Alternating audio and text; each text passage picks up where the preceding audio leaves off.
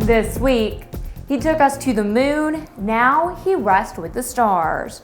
Bonuses for Hawker executives are denied, while a new union pension plan is approved. And Cessna reclaims a valued speed crown.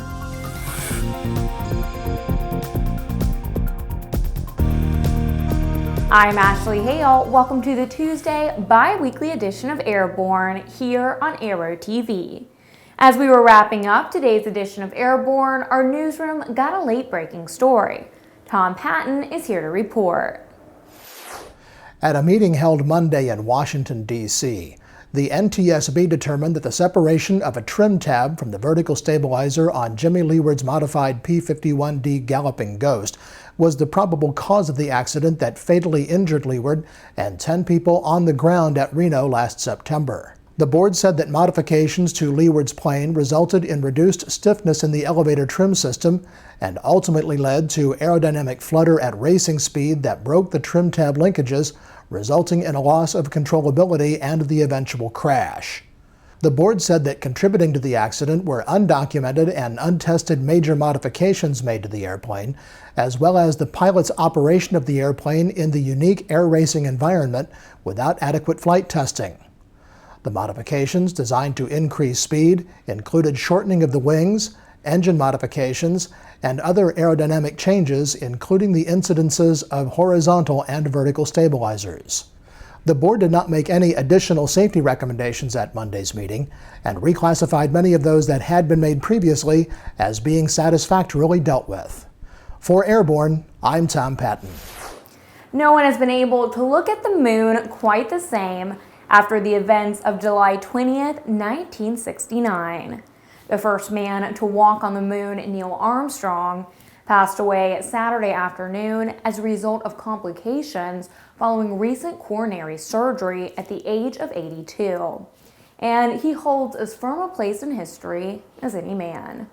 Humble, quiet, thoughtful, and the consummate professional, Armstrong looked upon his place in history as a gift not to be squandered, but to be honored. And indeed, that's the way he lived his life since his return to Earth. Buzz Aldrin, who walked on the moon with Armstrong, said this about his friend and colleague, quote, "I know I'm joined by millions of others from around the world in mourning the passing of a true American hero and the best pilot I ever knew. My friend Neil took the small step but giant leap that changed the world and will forever be remembered as a historic moment in human history," end quote. And the Armstrong family offered this to the millions mourning his passing. Quote, "For those who may ask what they can do to honor Neil, we have a simple request. Honor his example of service, accomplishment, and modesty. And the next time you walk outside on a clear night and see the moon smiling down at you, think of Neil Armstrong and give him a wink." The bankruptcy judge overseeing the Hawker Beechcraft court case has denied plans to award bonuses of $5.3 million for 8 top HBC executives. Judge Stuart Berstein says HBC's so-called Key Employee Incentive Plan did not meet legal standards that require executives to face challenging goals to qualify for such bonuses during a bankruptcy. Meanwhile, members of the International Association of Machinists, Lodge 733, voted overwhelmingly to ratify a new pension plan at Hawker Beechcraft Friday morning. When the votes were counted, officials said 97% of those voting said yes to the new plan. The plan keeps pensions for hourly employees, but future accruals will be frozen as of December 31st of this year. It also creates a new retirement income savings plan and maintains the existing 401k plan. The changes had been unanimously supported by the union leadership, according to a report in the Wichita Eagle. Several employees told the paper they felt they had no choice but to approve the plan, and it was the best they were going to get. HBC executives said approval of the plan would mean the company's headquarters would stay in Wichita for at least 10 years and maintain current employee levels at about 4,000. Cessna's Citation 10 regains prominence as the fastest civil aircraft in the world, with an increase of its maximum speed to 0.935 Mach. Cessna announced the speed record Friday with partner Chip Ganassi Racing Teams and their owner Chip Ganassi at the GoPro Indy Grand Prix of Sonoma in Sonoma, California. Speed is of course important in racing, but Ganassi explained that it's also a valuable ally in the business world.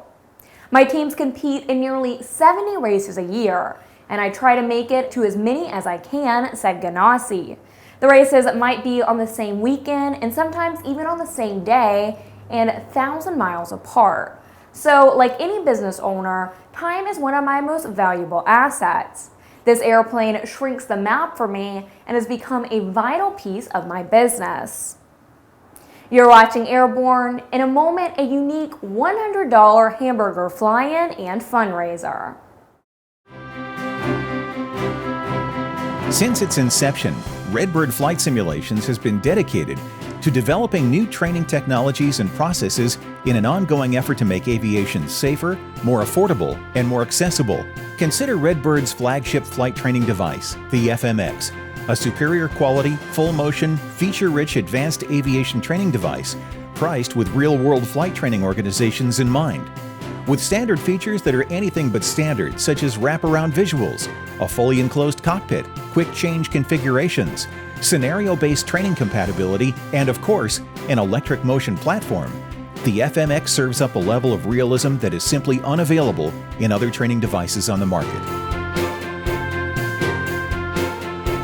For more information on Redbird flight simulations, the Redbird FMX, and Redbird's entire line of flight training devices, visit www.redbirdflightsimulations.com.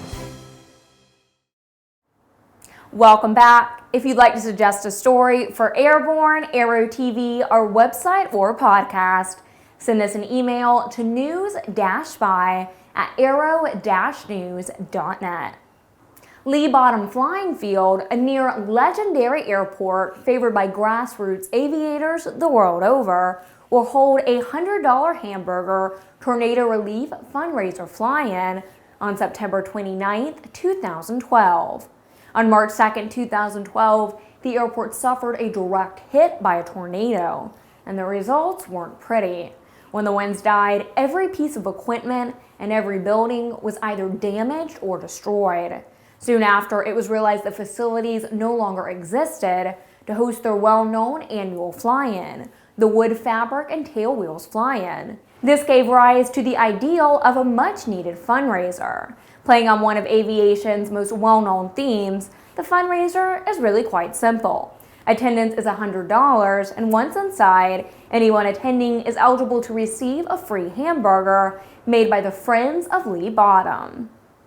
The sport aviation world is mourning the loss of Hank and Carol Austin, two of power parachuting's most active proponents and pioneers in aviation media circles.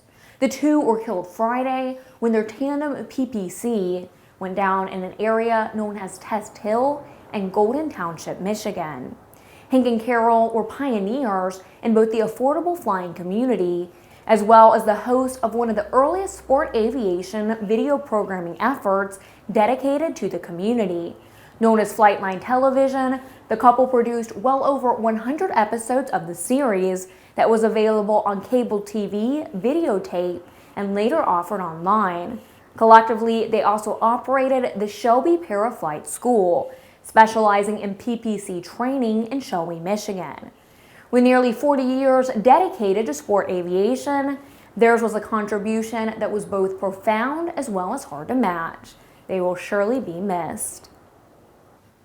The latest release of Forflight Mobile introduces a new advisor that we hope helps reduce runway incursions, the Runway Proximity Advisor. The Runway Proximity Advisor is a visual and audio alerting feature designed to help reduce runway incursions that advises you when Forflight Mobile predicts your aircraft is approaching, entering, or crossing a runway. Runway Proximity Advisor will display a visual alert on any Forflight screen and announce the name of the runway you are approaching, entering, or crossing. Forflight Mobile is aware of hold-short locations and offsets for certain airports, resulting in more precise enunciations at those airports. Other features in version 4.7 include seamless integration with X-Plane 10.11, scratch pad improvements, and the latest bug fixes. It's Tuesday and time for one of our favorite features, our viewer-recommended Aero Video of the Week.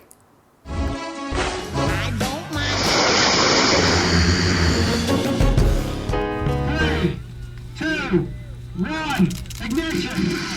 As we remember Neil Armstrong and his historic first steps on the moon, we should also remember the Saturn V, the rocket that took man to the moon.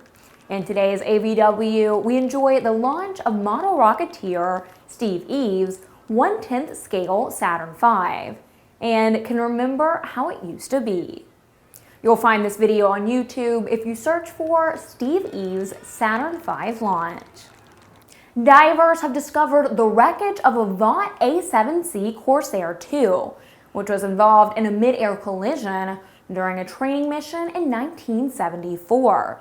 The pilot of the aircraft, Bob Bissell, ejected safely from the stricken plane after he collided with one flown by his commanding officer, but the plane was lost. The other aircraft made it safely back to Cecil Field near Jacksonville, Florida, then a Naval Aviation training base. The wreckage was recently found, quite by accident, by Joe Kistel, the executive director of the Jacksonville, Florida-based group Think It, Sink It, Reef It, which is in the business of building artificial reefs. Remember, Airborne is now seen twice weekly, Tuesdays and Fridays. Quick, concise, and convenient, you're always up to date when you're airborne with Aero-TV. I'm Ashley Hale, thanks for watching, and we'll see you again this Friday with another edition of Airborne.